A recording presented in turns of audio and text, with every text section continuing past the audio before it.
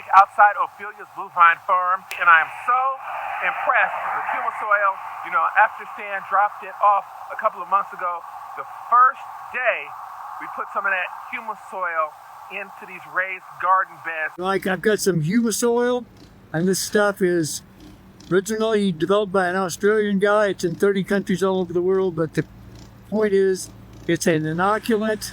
It's not really plant food. It's designed to change the culture of bacteria and fungi in the soil. I'm so impressed with humus soil. You know, after Stan dropped it off a couple of months ago, the first day we put some of that humus soil into these raised garden beds. Wow, look how healthy these look. Look at that. Look how healthy. Oh, humus soil. That's that compost. And in contrast, let's look at some of the other vegetation around here. Okay. And just completely barren. Farmer Mike live from Ophelia's Blue Vine Farm with a humus soil update in December. See you in the next video.